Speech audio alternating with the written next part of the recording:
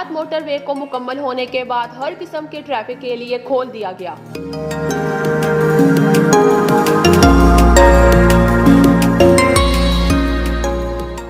पाकिस्तान में ये किसी सूबे का पहला मोटरवे मंसूबा है जो मुकम्मल हो गया।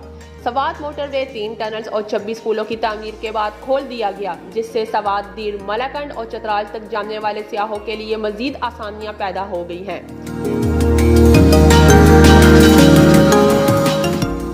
सवात मोटरवे खोलने पर न सिर्फ मुकामी शहरी बल्कि सियाह भी खुश दिखाई दिए।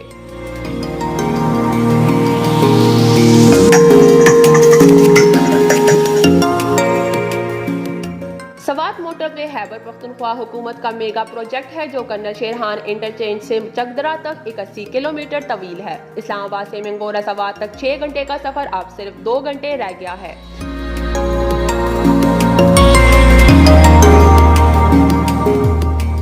इस मंसूबे का संगे बुनियाद अगस्त 2016 में रखा था और जुज़वी तौर पर 3 जून 2019 को ट्रैफिक के लिए खोल दिया गया था।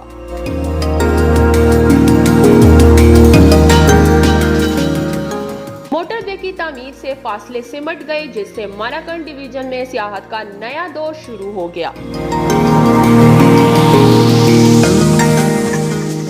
नौशीन, sportstory.news।